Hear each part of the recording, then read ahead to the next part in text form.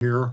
I am Greg Nedved, and if you haven't guessed already, I'm ethnic Czech. So this particular program today, even though the focus will be on Texas, has special meaning to me because I have a feeling I'm going to learn about my own Czech heritage. Okay, today's program is about the Texas Czech Legacy Project. The first here, I suspect, for some of us, and we have two people that are responsible for that particular project that are here today to talk.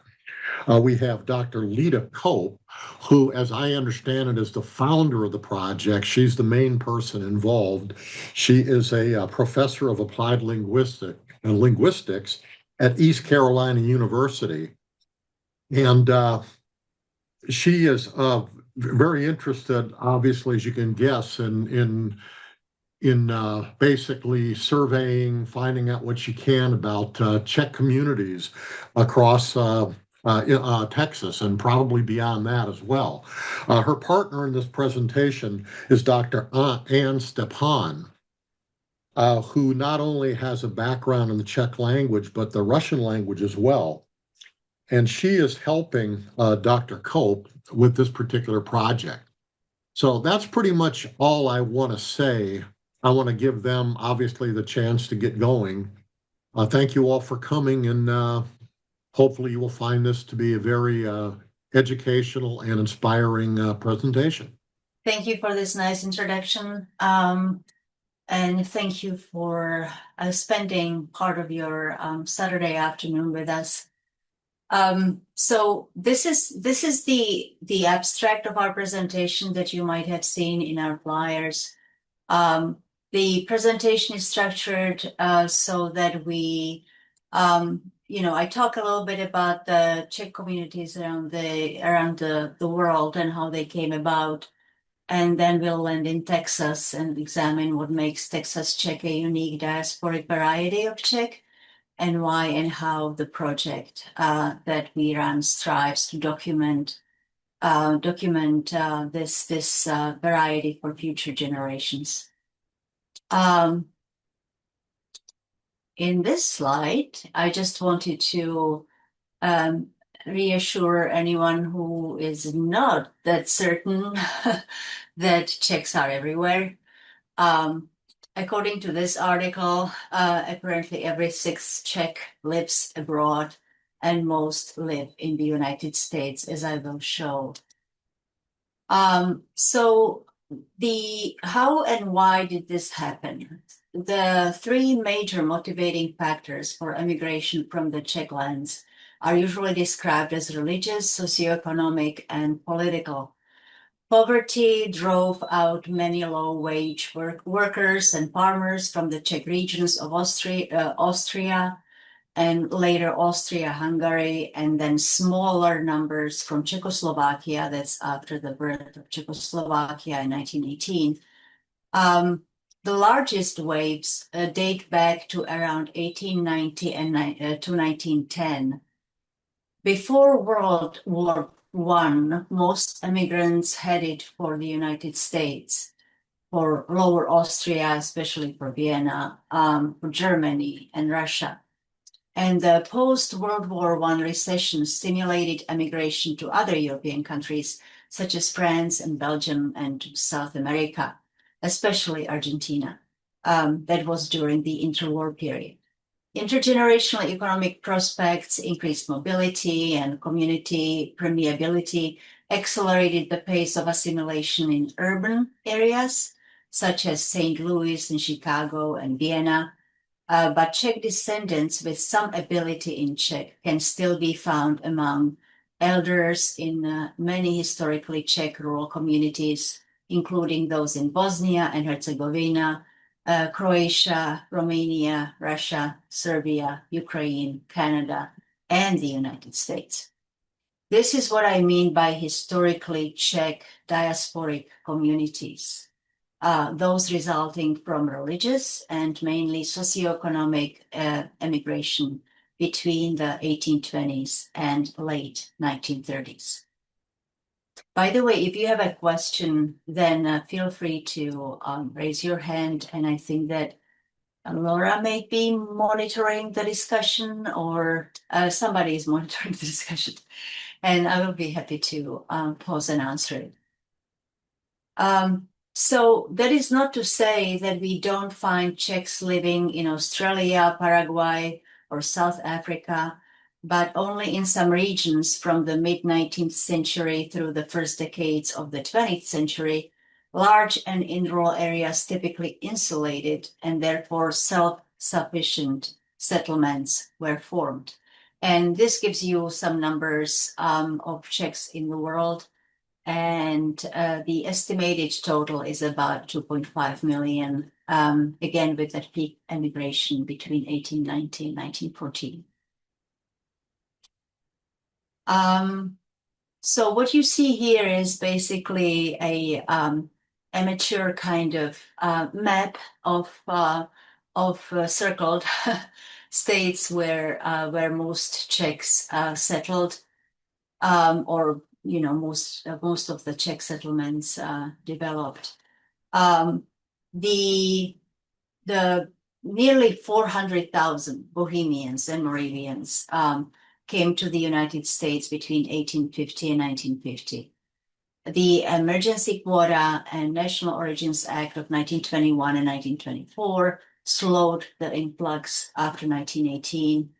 And while the post-World War I period rallied American Czechs in support of the new republic and later of the occupied Czechoslovakia in 1938, the post-1945 period leading to the communist coup in 1948 severed the contact and chilled the interest, which effectively ended organized immigration and began a steady decline of the Czech community in the United States. In 1980, most Czech-populated states included Illinois, Texas, and California. And that would be between 130,000 to about 210,000 Czechs.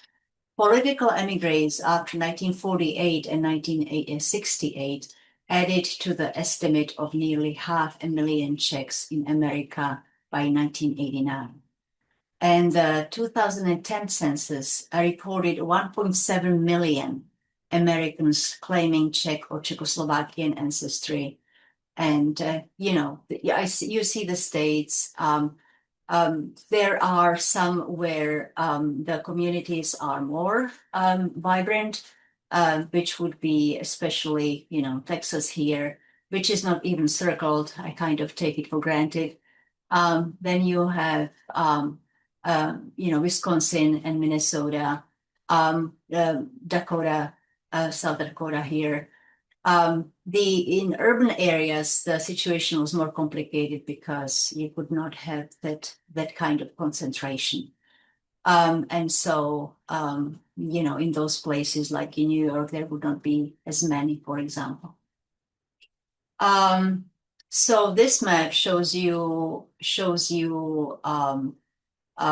Texas at the top of the states with an estimate of a certain number of Czech Americans as they are indicated here or identified here.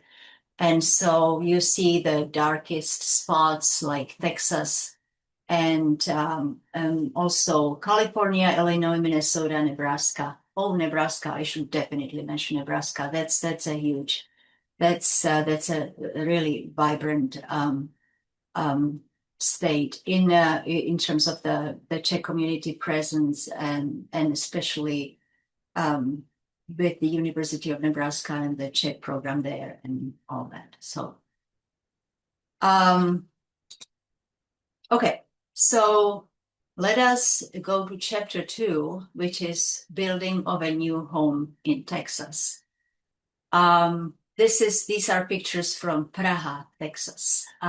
Population unknown, as you see here. There is a beautiful church in which they annually celebrate the annual Pražská pouť in August, and typically they would have a Czech mass, and they have, of course, they have a picnic and a dance afterwards, things like that. So These are the Czech populated counties in the state of Texas. I mean, I'm not showing you the counties, I'm sorry. I'm really showing you a different map, I realize now, which is just showing you about the triangle where Czechs began to move. So let me identify it.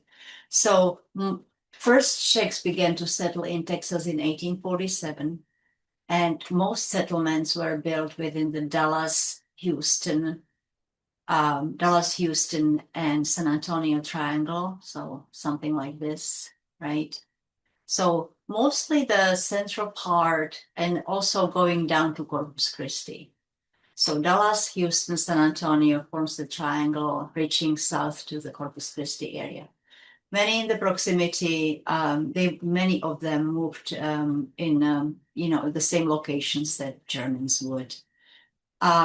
As for Czech speakers in Texas, the 2010 census reports around 8,700 Czech speakers out of 136,000 persons of Czech and Czechoslovak descent, though we don't know how many of these are actually self-identified diasporic speakers, which would be people from those, multiple generations from these historical Czech communities. And if the 2020 census can be trusted, then number would be about 5,200. So it's steadily declining. But again, there could be some people who just moved to Texas. They also obviously will indicate that they speak Czech. And so the numbers cannot be fully trusted. So the settlers built their own churches and halls, like the Slavonic, Slovanská podporující jednota státu Texas. I'm going to say it in Czech. It's SPJST, which is basically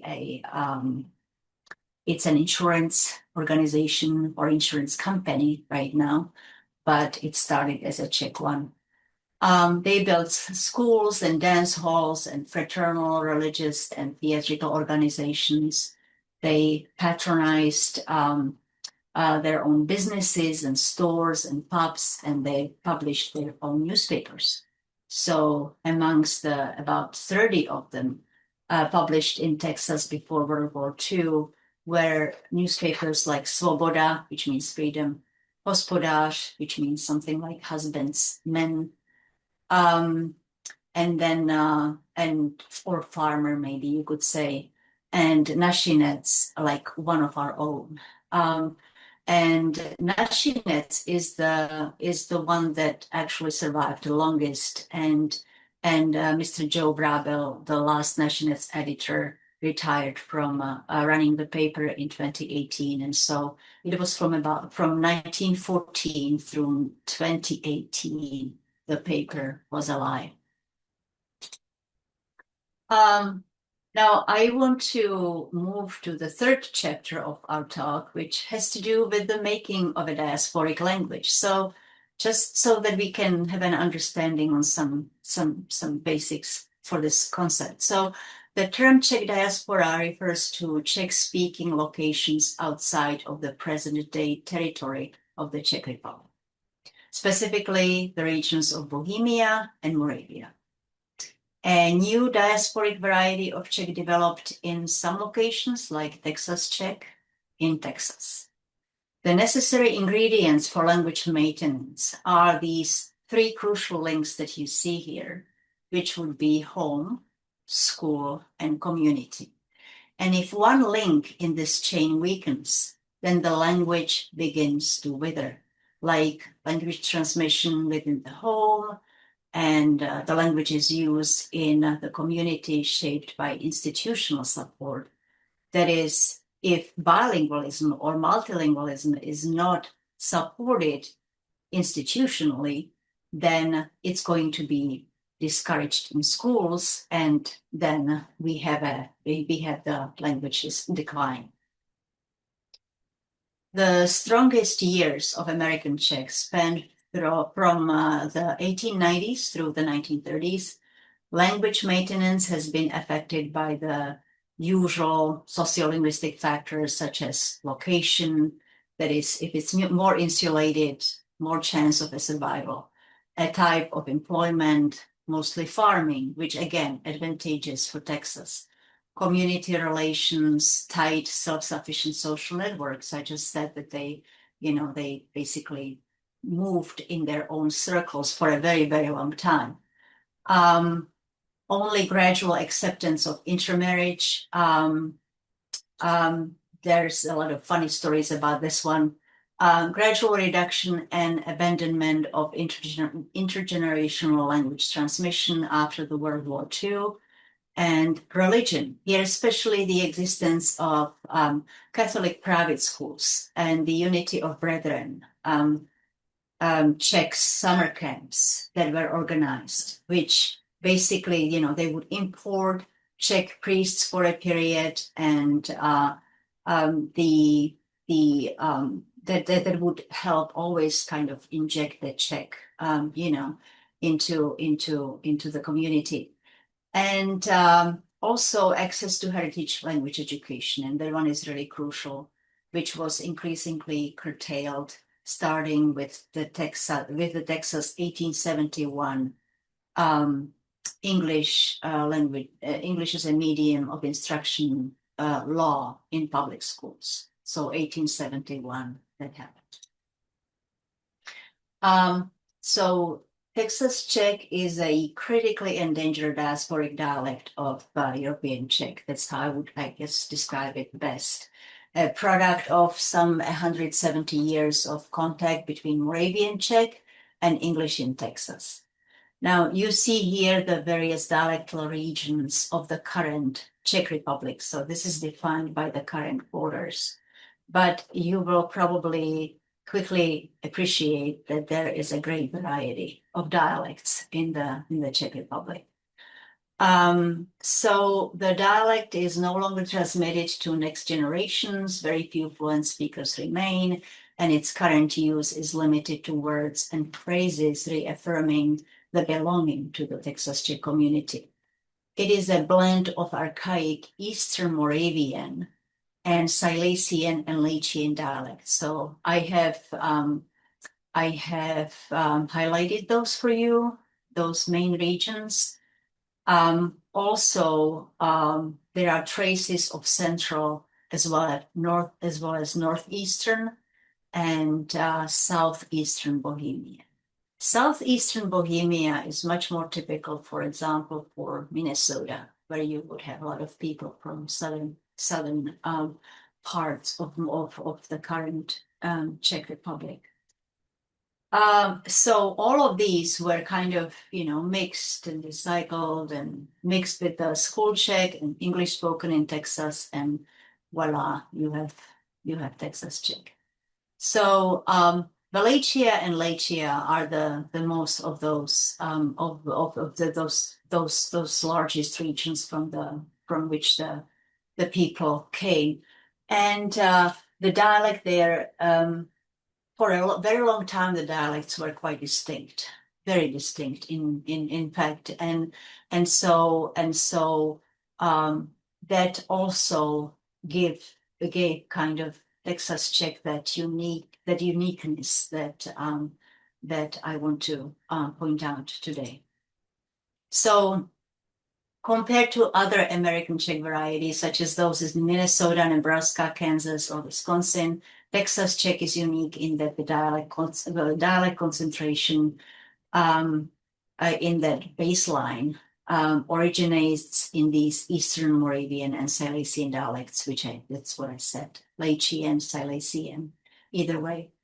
And this map also shows this. It was created by a community historian and genealogist, Mr. Janák, who based it on the study of tombstones in Texas cemeteries. And you can see that basically what you saw before and what you see now is quite consistent. So, like other minority languages, Texas Czech is marked by a shift toward the dominant language quite idiosyncratic grammar and very limited use. In the process of language shift, which is basically the shift to that majority language from the minority language that's being kind of embattled. Three major processes we may call deceleration and acceleration and attrition in contact are at play. And with the slowing down of change, like the deceleration, Texas Czech has retained the, and I'm just using some examples here to show you what I mean by those terms. So language deceleration, an example that would fit this phenomenon is something like what's called pluralis respectivus, which is basically the honorific plural.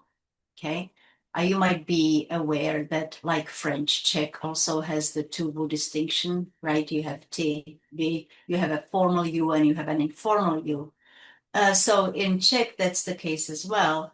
And with that language deceleration, what we still would find in Texas is a very, very old feature of that you've found in the Czech language, which would be that pluralis respectivus. So it would be like oni měli farmu, which is basically you saying you are referring to somebody in plural, because it's a father, you know, it's any kind of respected elder who would be referred as such. Maminka měli, like my mother had, or tatínek měli, which měli is basically that verb in plural. Language acceleration, on the other hand, means that some tendencies that are present in the source language tends to spread faster and wider through the contact language system, where standard Czech has negligible influence. One example from Texas Czech is the overuse of these, we call them demonstratives, like ten, ta, to, when you're pointing at something, right? Which is accelerated by the use of definite articles, like the in English. So then, you know, those appear in front of the nouns much, much more frequently. So that kind of a change would be sped up. And then you have attrition in contact, and that one is most fun. So if you look at all these, some of these examples here, I'm just using simplified terms like blending and translation, meaning extension, which happen. So in terms of the blending, I wonder if any of you could actually recognize some of these words, where they come from. So you have peaches, what could it be? Housing, drugstore. Peaches, drugstore, house. Picksack. What do you think that is? That's like a bag, like a huge bag of, you know, that they were using to collect cotton. Tribovat, anyone? Drive? Yeah, which is weird, isn't it? Because you know, you would expect that it would start with at least a D. Pikovat, like to pick cotton, especially. That's where it came from. Hontovat. Hunt, go hunting. Very good. Brownové, pinkové. Brown and pink. Brown and pink. So nouns, adjectives, thank you. Nouns, adjectives, verbs, you know, they basically, you know, there would be that morphological integration happening, you know, so you would adjust it to the majority language. Translation is in various calking, that has to do with, like, you know, adjusting the language to the pattern, the word order that you would usually use in English. And so some really bizarre structures can develop in these settings. Something like you see here, tetka udělají děcka to pít, which is basically auntie will make the kids drink it or eat drink, right? This is a structure that would never appear in the Czech language. It is really a very unique, you know, English way. And so this is what you would find. And then meaning extensions are quite typical too. Like you would have, like go in English, you go everywhere. You can go on the plane and you can go, by foot and you can take a train and you still go. But in Czech, you do have specific terms for that. And so it's extended. And so then my sister, moje sestra šla do České republiky. It's like to go on foot to the Czech Republic as opposed to flying, right? So those things are happening. Texas Czechs tend to denigrate Texas Czech as compared to European Czech, that is the norm-providing ideal language. And so some of these descriptions very astutely, based on the conspicuous features like the word blends we have just looked at, represent these kinds of sentiments. So like, potrhané, jak když leje z boketa, máme namíšený slova v našem češtině, that's this one. To už není čeština, moje děti tomu rozumí, ale už neumí. But these top ones are actually, I think that Claude tried to use, kind of put something else in here that I didn't want to be here. But you see here, to je jak ten Tex-Mex, that Mexican, Spanish would be one of the major languages in Texas. But I love this one, potrhané, jak když leje z boketa, which is torn up as if poured from a bucket. I think that that's a very good representation of it. So what are the few remaining contexts that encourage the use of Texas Czech if the occasion is right? Well, here are some examples, including greetings, teasing, joking, emotional reactions, like, things like jejdečky, jejdanečky, or emotional or weather talk that you see here, like zapršet by mělo, we need rain. So those would be like very brief kind of exchanges. Of course, how are you doing? Jak se máš? Right? Those things would still happen. And moving on to the next chapter, and I see that maybe I'm spending way too much time already, but, and I said I wouldn't. So, asymmetrical bilingualism. So now I guess you can guess from what I was describing, this is what's developing here, right? So you would be shifting to English slowly but surely. And then it results in language loss. And if language revitalization programs are not in place, as is the case in Texas, and the community's gradual shift in focus, then the communities gradually focus or shift, the focus shifts. I'm sorry. The focus shifts much more to the other symbolic expressions of identity and community belonging, as it did in the Czech Texas. So the Texas Czech dialect being one of the markers of Texas Czech ethnocultural identity on a steady decline, then community members turn to other things, other expressions of their belonging, like ethnic festivals and karaoke games, that's the card game, parades of costumes and floats, collages, food, pivo, of course, beer drinking, and importantly, polka band performances and dances. As skilled genealogists, Texas Czechs excel at organizing, fundraising, and building memorials that celebrate and teach about the community's rich history. And so one of those is the Texas Czech or Czech Heritage Society of Texas, which would be a huge organization. And then you would have the Texas Czech Heritage and Cultural Center, which is a big center with this historical village with the buildings from back in the day that they moved over to this village in LaGrange.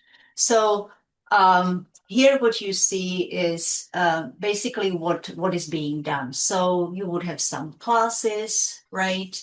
As community classes, community language classes, you would have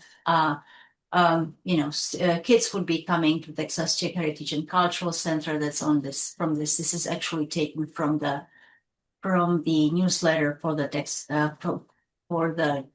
Texas Czech Heritage and Cultural Center. And so these children would be visiting. This is when I went to schools and I was talking to kids and I was asking them, "Would you want to learn Czech?" And so a lot of them raised their hand, which was maybe a decade ago. So I think that it's we are kind of past that. But Czech Heritage and Cultural Center in La Grange is a very important building in this part of Texas. It is a product of one of the most successful fundraising events in the community's history, and the historical village on the grounds of the center is amazing. Like here is a kind of, again, an amateur picture, but it's taken from the website. This would be like one of those corn cribs that they would build. They have various buildings in which sometimes they turn them into a themed museum. It's a very beautiful place. They even have a chapel that is modeled on a chapel in Moravia. And this is from the 20th anniversary of the center. So, they do all these celebrations of the generations of immigrants. And of course, there's always food, there's always dancing and singing. So the center also holds a Czech Youth and Family Day and the Czech Heritage Society of Texas, then features demonstrations, workshops, Czech bingo. There's a lot of stuff going on. These are the newsletters that they publish. So this is that Náš český život is for the Texas Czech Heritage and Cultural Center. This one is for the Texas Czech Heritage Society of Texas. That one has about 15 chapters. And of course, then, you would have all these, things that also, again, symbolic representations that show that you are what you are, right? And so you would have the caps and T-shirts, buttons, bumper stickers, other merchandise, which is quite, quite prominent, and that's the best fest you would run into. Most people wearing some shirt that will say something like "Jsem Česká, dej mi hubičku," or whatever, like "I'm Czech, give me a kiss." So the virtual life of Texas Czechs includes their active presence amongst the groups of Facebook and prolific group of electronic Czechs, they called themselves before. Now they are, I think, just Texas Czechs. And various platforms that also, just if you type into Google Texas Czechs, then there's so much content. That also teenagers, though, are involved, demonstrates that Texas Czech culture's agility still continues to recreate itself. And so that's what I'm showing you here, like the group of singers and dancers. The bottom picture that comes from actually the high school in West. Then the queens, of course, because that we also have to have. So we have the Czech Heritage Society's annual Miss Texas Czech and Slovak Queen pageant, and then the queen is selected and with her little sisters, and then she has a mission for a couple of years when she's supposed to be promoting the heritage and being an ornament in the kroj, everywhere she goes. By kroj, I mean the costume. These actually, a lot of them, that would be a topic of its own. I can't even go there. But that's a big part of the Texas Czech heritage. Chapter 4, I promise, almost there. So we started in 2012, and it was to make available speech and print data through its open access digital archive of audio recordings and historic documents gathered from ethnic Czech Moravians in Texas over that time period. And so since we had, the project is actually housed at the University of Texas at Austin. And right now we are focusing on building the archive of the recordings and archive of the audio recordings. This is not a video archive, but it's audio recordings from the interviews with the speakers of Texas Czech. So this is the link where you will find it. This is how this stuff gets collected. We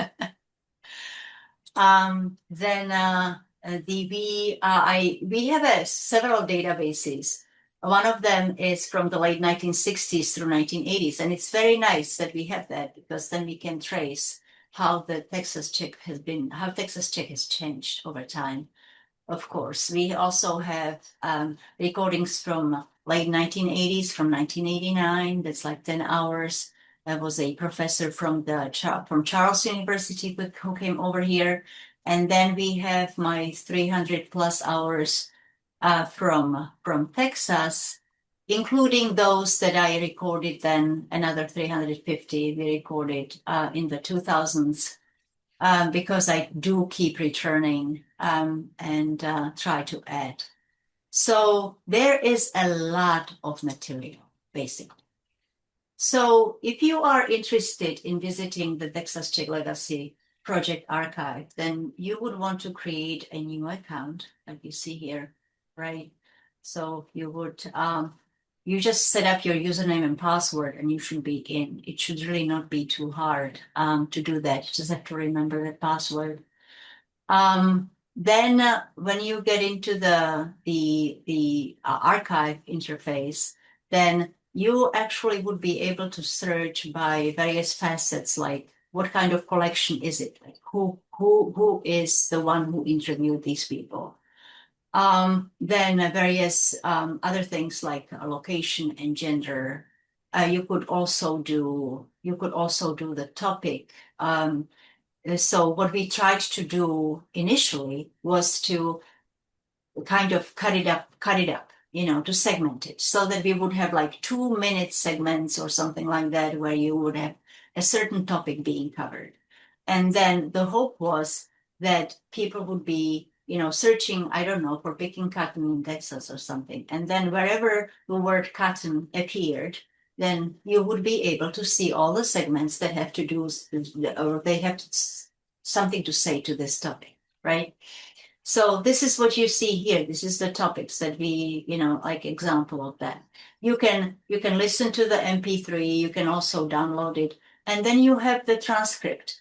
And the transcript you can either you can view it as is, very kind of detailed transcription, or you can just switch to the feature that's called read along. And when you switch to it, then it's just going to give you what you see here on the right, which is like the prose, what the people were saying in Texas Czech, and how does it translate into English.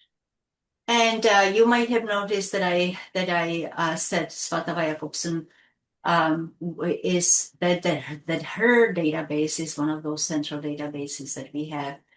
And so she is very important to this endeavor, and Anne started putting some things on our LinkedIn if you are interested about, like what kind of a figure Svatava Jakobsen was, and I'm kind of trying to retrace what she's done and organize it somewhat and do something with it.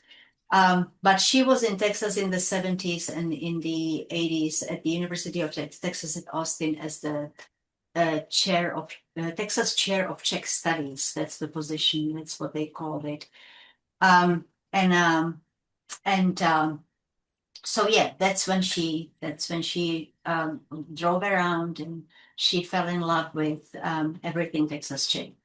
Among her many projects, Jakobsen envisioned and directed in 1984 a film, a documentary featuring the life and folklore in and around Moravia, Texas.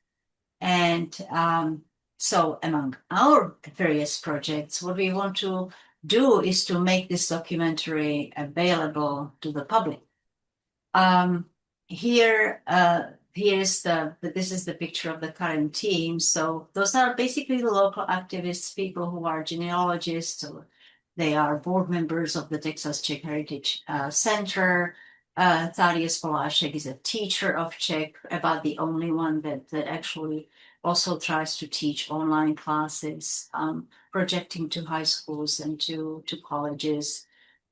Woody Smith, also from the board, and the another person who is central to it, who is actually the past director of the Texas Czech Heritage and Cultural Center. And now we have Stepan, who is our most recent recruit, and I am thankful to everyone who is trying to move this project forward. Here you see what we've recovered. So we have an argument for the film, or script for the film, that Svatava Jakobsen came up with about the Czech language in Texas. And while we have not located the sound reels, which is a huge problem for us, obviously, we have recovered and detailed film transcript, and we also have the film itself, which is in a remarkably good shape. Here you see, here also what you see is, like some basically stills from the documentary. And so what we are trying to do now is find, and we'll speak to that a little bit, but we basically have Jakobsen's recordings of various kinds. And so we try to go through all of them. She did a huge part of this job herself, to go through it and identify potentials that would match with the recording, with these recordings, with the actual film reels. And so one way or another, we are hoping that we will still put it together, even though we don't have any, the sound reels are lost, we can't find them. Then we have the people on the tapes that we can match with the images in the documentary. And of course, we've been also searching for budget filmmakers, because this can be a very costly kind of endeavor. So yeah, that's it. And I know that I took more time than I said that I would, and I apologize to everyone, all the organizers that I did. There's just so much stuff that can be talked about when you open up the topic of Texas Czechs. So thank you. If you have any questions. Oh, thank you so much. That was a really wonderful, robust presentation, and absolutely worth the time. I really appreciate it. So I think that I don't see any questions in the chat right now. So I'd say that since we're almost at 3 o'clock, why don't we go ahead and take our... I think that there is a question. Yes, from, Laura, go ahead. Laura. Thanks so much. I always have questions. I have more questions than probably, if somebody else wants to just stop me, go ahead. Thank you so much. This is so inspiring and so remarkable that you've done all of this work. And the thing that you talked about last was this I don't know, this documentary film that's been sort of half lost because you've lost the sound, but you do have other sound. And I want to tell you, I recently saw a movie here in Norway. I live up in the north of Norway, and they had silent film reels. This was basically from the times about the 1920s through to somewhere maybe about the 1980s. But what they did was they had sound recordings of these people's actual voices. And it's called Folk fra havet, the people from the sea. And they just combined these people speaking in their own voices. There was no narrator. And there were just these film clips with the actual voices of people from the same time and an approximate place, and it was extremely powerful. So I would encourage you to continue with this, even though it might seem like a kind of a I don't know, a difficult project, a Yeah. difficult to go. And I can also, if you remind me, I can also send you, I can find a link to this movie, at least Oh, information. yeah, I would That'd be love to great. see that. Yeah. I mean, it was all in Norwegian, it Still, was just to pretty see how interesting. it's done. Yeah. Yeah, a bit because you had like you had everybody was speaking in their own very authentic voices. Yes. And also here in Norway, the thing about speaking in many different dialects is that's really, really powerful in this culture. So that was also like super fascinating. So Um, Laura, if you have time to stick around, I'm actually going to be talking about how we found all this audio that can go with the movie oh, okay. I'll shut in up. the next half. No, it's okay. No, I no, just no, want to tell you, I'm no. going to talk about that. So you're going to talk about that. Okay, yeah, Yeah. no, Mhm. but then maybe I'll just wait on the rest of my questions and wait till after Anne has talked. Okay. Thank you. But I would encourage you to continue Yeah, with that because I think it can be something really powerful and cool. it would be really great. And thanks to Lida for her wonderful presentation. I just want to say a couple of things about myself. I do have a doctorate in Slavic linguistics. As a matter of fact, my Czech teacher and my doctoral dissertation director, Laura Yanda, is online, and I appreciate her comments. But I'm also of Czech heritage. My people immigrated from Bohemia, and you saw the map of Czech Republic. They immigrated from Bohemia around the region of Prague.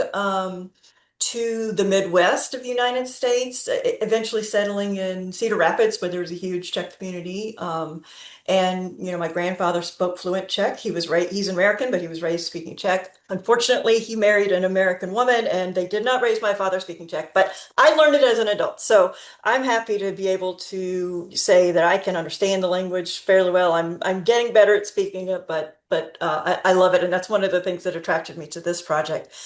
I just recently retired from the Department of Defense. I was a Russian linguist at NSA, and I worked there for 21 years. And a lot of the focus of my work was um, I started out as a language analyst, but then moving into more technical leadership, was helping analysts find and analyze intelligence of various types, but especially working with analysts who are trying to work in languages that aren't their native language necessarily, and working to produce intelligence from languages from all over the world. Mine happened to be Russian in that case. But so when I ran across this project and met Lida and was talking to her, I realized that this project is on like a small scale, sort of the same problem that I worked for years and years and years at the Department of Defense, which is how can you find the needle in the haystack of amazing, intelligence or interesting things to say in a bunch of data that no human could possibly ever get through on their own? That's one thing. Also, it needs to be done yesterday because we're running out of time for whatever reason. In this case, the speakers of this language who have participated in the recordings and in the documentary video are now all of them are over 70, and it would be nice to get this documentary film and some audio with that so they can see it before unfortunately they pass on. They're the last sort of native speakers of this dialect. And then, of course, there's always the condition that you have to do all this with no resources, so there's no money and no people to do it. And so this is the classic Department of Defense problem that I solved for years and years. And so this meets all of those criteria. And so I had to title my briefing "Scaling the Mission" because there couldn't be a more DoD title. But what I'm talking about today is how AI, which we all have opinions about, how it can be used for good and how we're trying to use it to accelerate saving this language, exposing this dialect, and exposing the culture to a lot of the people who are interested in it and who deserve to see sort of this final product of a lot of this work that's been going on for years. So, okay. Lida touched on this in her presentation earlier. 450 hours of recordings awaiting transcription. Actually, I think it's probably a lot more than that. And what's behind this number is that originally they were all on reel-to-reel tapes. And so thankfully they've all been now digitized and you can actually access them on a computer. That's a huge first step. Otherwise, you know, what are you going to do with that kind of material? The catch is, though, especially from Svatove Jakobsson's materials, um, it's not all people speaking Texas Czech. And none of them are titled, like none of these files are titled in such a way that you can tell what they are. And so part of my job has been just going through, like Lida gave me access, I've just been listening. Okay, this one is Texas Czech, they're speaking the whole time in Czech. This one is a music festival and no one is speaking, this is only music. Now we're interviewing someone of Russian descent in English who happens to live in Texas. I mean, it's just kind of all over the place. So one of the challenges has been kind of triaging down to get at the core of like where we want to focus on the language, where do we need to look? And that's a lot of the work that I've been doing. There's probably AI that could speed that up. That's been a manual process, but at least we're starting to narrow it down to like what's a reasonable, you know, what are we targeting?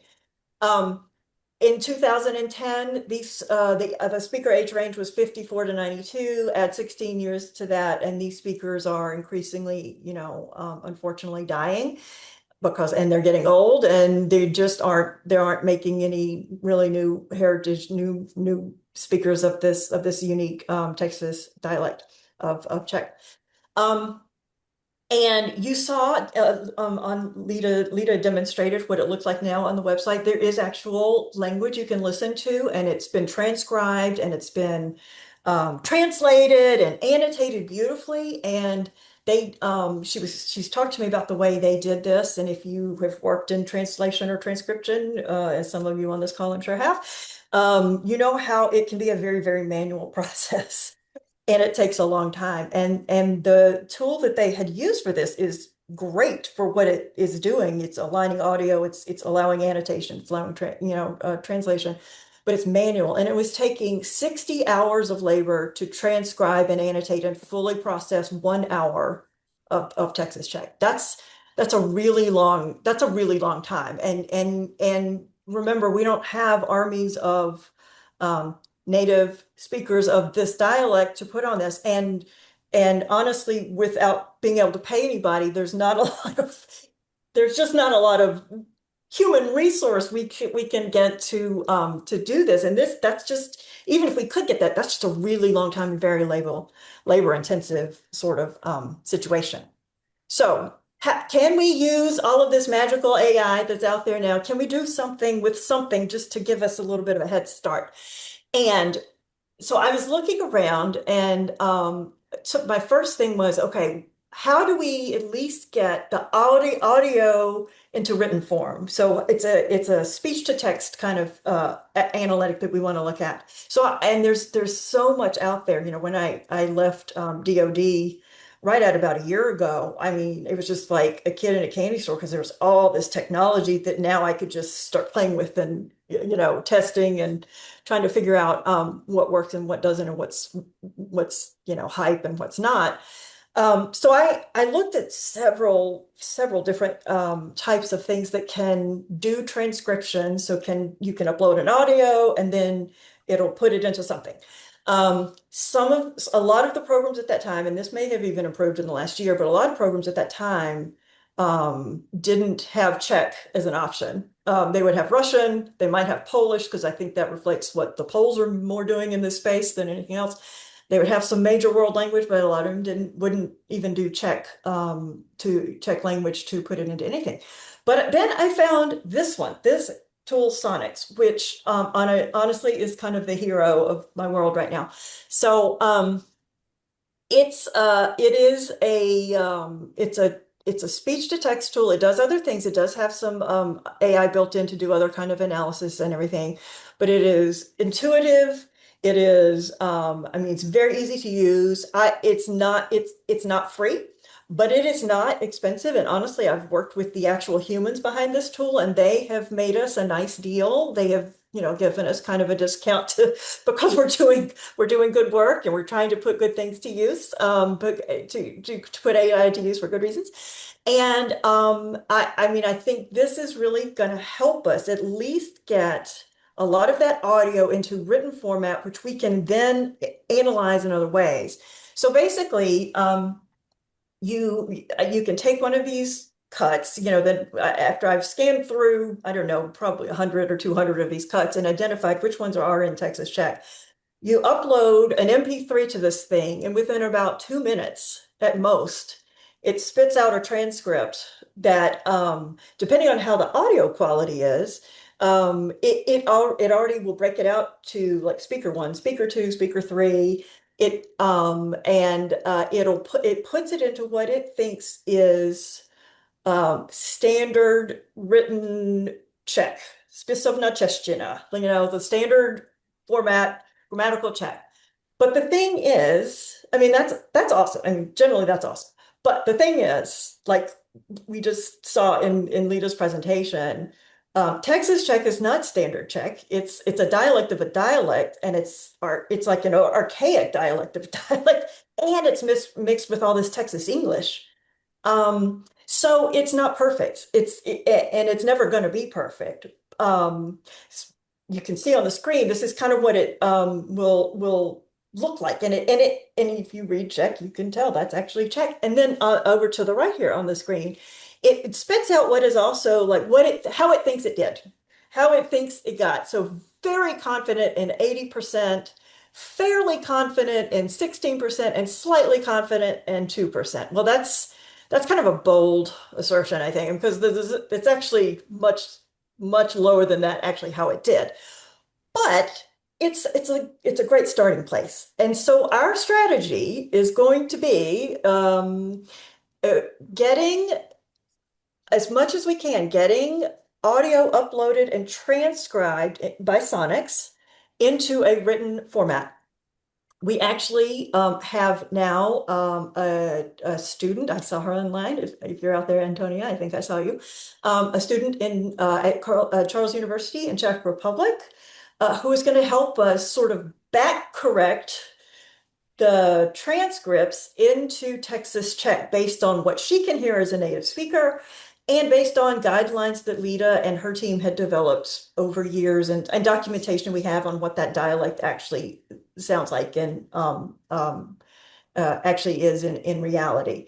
And so our hope is that we can get a lot of these recordings in written form. This gives us a great starting place to have Sonics transcribe it into this format, and then we're going to sort of back correct it into what it actually sounds like in Texas Czech. And so on the previous slide, I mentioned the traditional pipeline is 60 hours of work for 1 hour of audio. With Sonics, our transcriber reviews about 10 minutes of audio in 80 to 90 minutes. And that's a 7 times speed up on the correction page. Now, that's not the whole full Elon pipeline with the translation and all that. We're not doing that. But like that is a much more optimistic ratio of work to output than having to do everything manually in sort of a more heavy duty type tool. And so I'm hopeful that we can actually do a lot with this. And I think Sonics has really been a great start with that. Okay, so let's say we get 100 hours of Texas Czech into written form, and it's all been corrected and it looks great.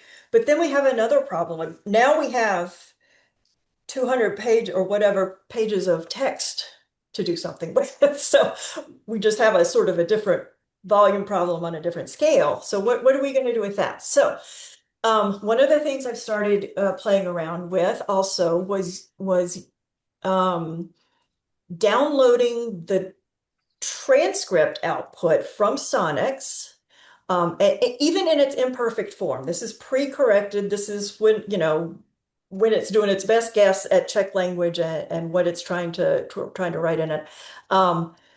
Download that transcript, and then I played around with 3 sort of easily accessible, free AIs. I looked at ChatGPT, I looked at Claude, and I looked at Perplexity. And I basically ask them, okay, with this transcript, pull out,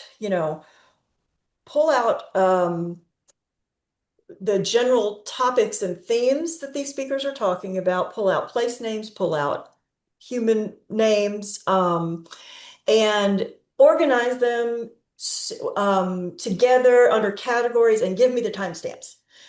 So that a person, and do it in English because we don't have any translations of yet, but just put this all in English. And so, long story short, it took me a while, but on the left, you see this is the prompt I used, and Claude, by the way, was far better at this than either of the two other tools. It did it really well and very logically and without a lot of having to coach it and reteach it every time. So this is the prompt I used now for this is the standard prompt I used for every transcript. I put that in and here's the transcript, and it outputs something like here is on the right, which is an analysis of what is in each transcript, broken out by topic. Here you see local churches and community landmarks, and then by the timestamps of when the speakers are talking about them. And so typically, this is a small snapshot of what it is, but for a 30-minute cut, typically these analyses are 2 or 3 pages or something like that. So then, I mean, maybe one day when we kind of get back to what are we going to do with the website, I could envision posting the audio and posting something like this. It's kind of a guide to each transcript, and somebody can just click on the audio, find the timestamp, and listen to it. Or, eventually we'll probably have translations and that sort of thing. But I think this way, just trying to think how to expose this material and make it available to both Czech speakers, Texas Czech speakers, and just English speakers or linguists, whoever wants to listen to it. I think we have some things we can work with here. For now, this is just a good reference for us to know where things are and who's talking about what and where and when. So that was Claude. Okay, this detective story. This has to do with the film, the documentary footage that Lida mentioned. Sotov Jakobson had filmed this documentary in Moravia, Texas. There was audio that went with it, but the audio's been lost.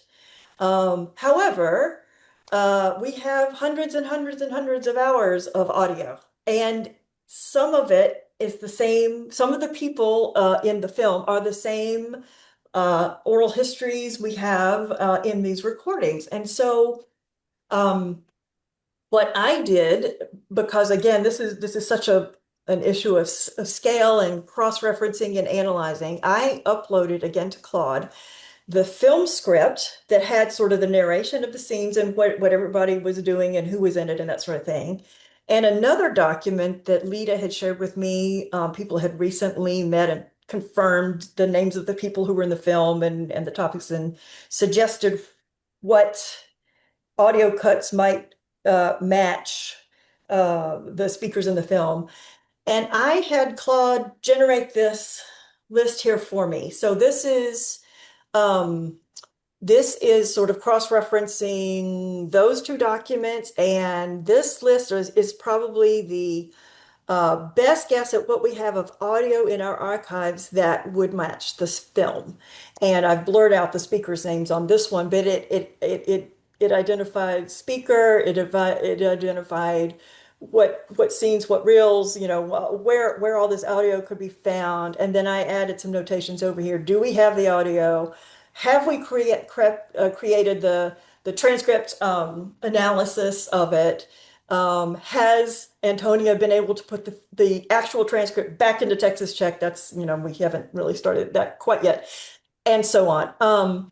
And so we have narrowed down from hundreds and hundreds of hours of potential Czech footage and audio to here's actually, no kidding, the 20 or so cuts that we want to focus on. And now that we have our student who can help us do the transcription, this is the priority. This is what we're going to try to get done soonest. And all of this analysis was done because very rapidly, because I was able to use AI and ask questions of it and have it make connections that probably one day I could have made, but it would have taken me a very, very long time.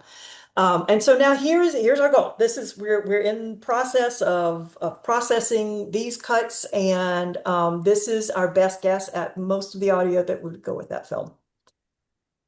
Okay, so what AI can and cannot do.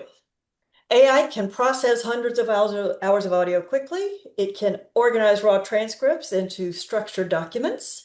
It can cross-reference dates, names, places across recordings. So we could take those script analyses and upload all of that and say, give me every reference to agriculture and their timestamps with their speakers and all that. So we could make these big meta indices of what these things are in minutes versus months and months of hand coding and trying to figure that out.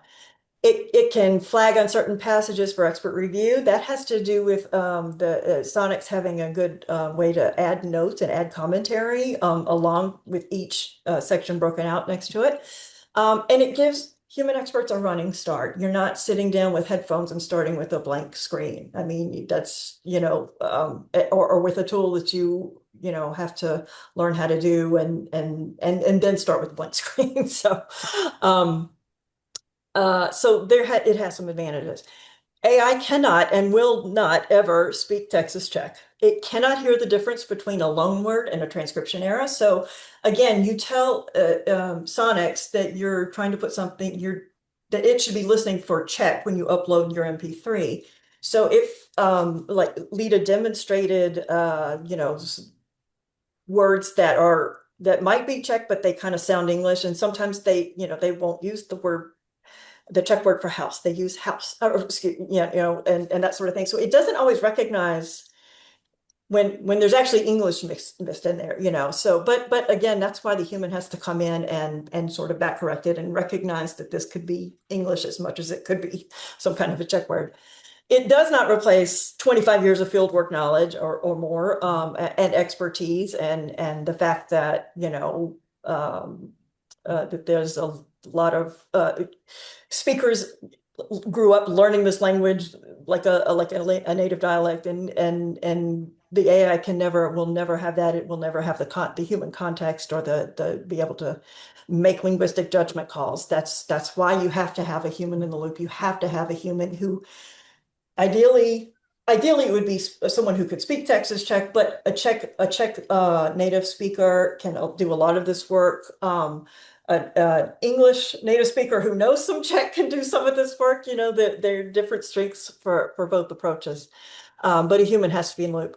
And then it also just can't verify what the recordings actually say. Like it's doing its best, and it does a good job, but it is what it is. It's a starting place for it. So, and there's a quote there, AI multiple is human experience, it doesn't replace it. That is absolutely for sure. Okay, so I went through all that very quickly. If we had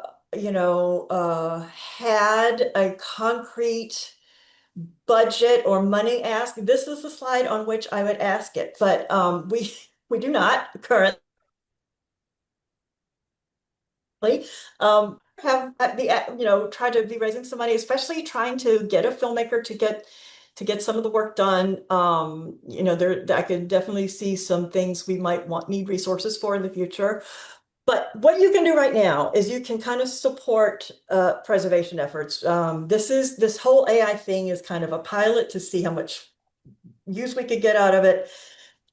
Really, this was relatively low cost to do all of the recordings, and to do all the things we might want to do with it would be some financial ask, but really this was fairly low cost.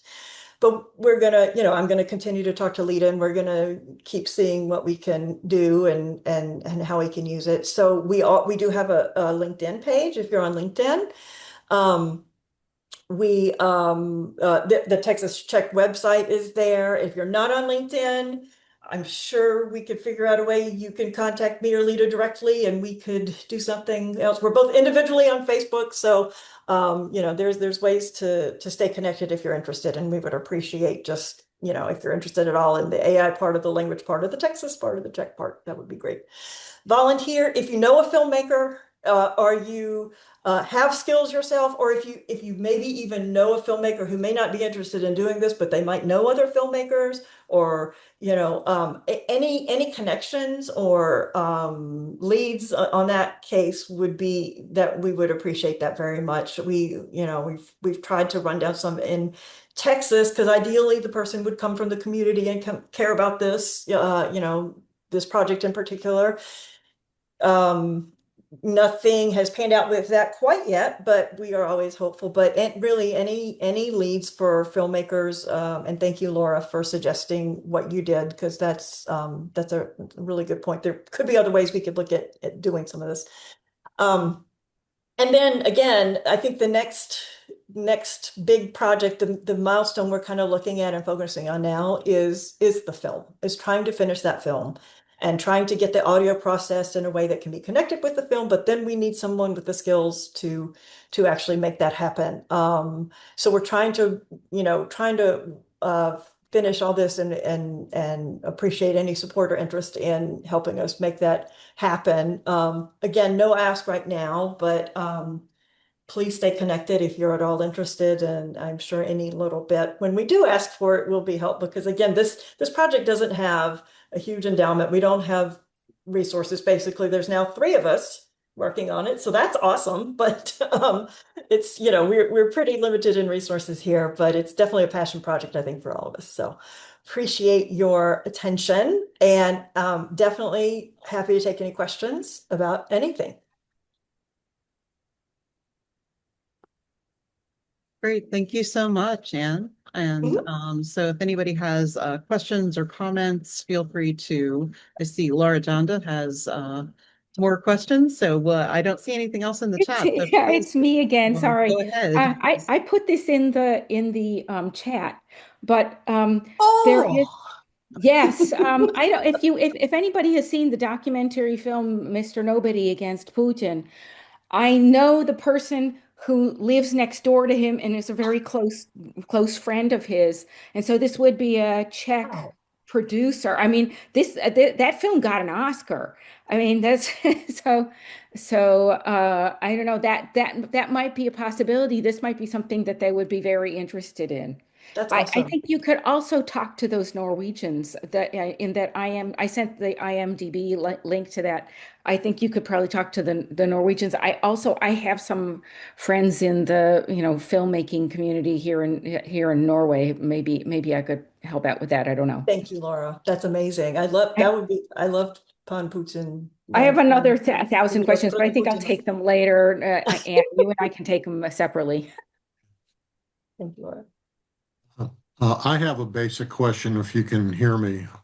First of all, congratulations, both of you, for your tremendous work. I'm just curious. You're obviously looking for funding. Have you considered at all approaching the Czech government or even the Czech embassy? Or is that something you prefer not to do?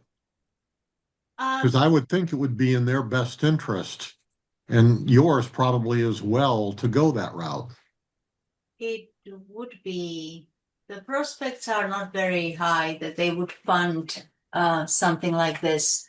We've tried to do projects with, I have, with Charles University, and basically from trying to do like a big project focused on heritage languages, and we were applying for grants like at least maybe 3-4 times we tried, and it was not funded. Like the Institute of Corpus Linguistics in Prague, where these kinds of this kind of work is being done, they also experienced quite a bit of cuts in their funding, and also lost positions.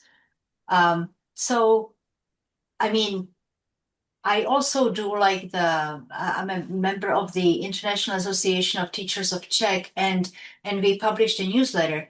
And for the newsletter, every year, we ask the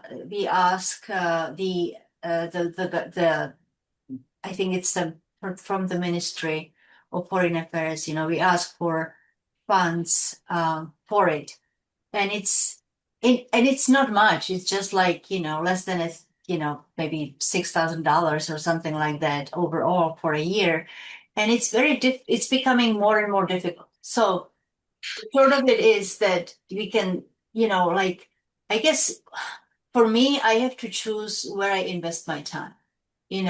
I mean, maybe we can, if we can enlist somebody who could help us write grants while we are doing the work, but I just can't, at this point, I just can't do it. And I don't think that, and is very busy with, doing the transcriptions, or preparing that.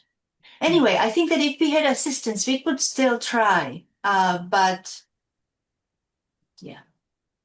Thank you for the answer. I was gonna suggest the Texas Film Commission too. Oh yeah, yeah. That's I would think that something would that be one that they might be interested in that. Yeah, there is a filmmaker in Texas whose name is Jeff Brown. He did the film that maybe some of you might recognize. It was called November, Listopad. It was about about the events of 1989. But so he does know a lot of filmmakers in Texas, and I've had several conversations with him. And it, when it comes to the budgeting for something like this, and I start seeing those, multiple zeros, I mean, there's just no way. So we have to find if we find somebody who can be like more of a budget filmmaker who is passionate about this kind of subject, right? That they would do it partially also because they want to help highlight the community and the language, right? Then that would be the ideal combination, because then we can bring the costs down and we would have somebody who would actually pour that passion into the project.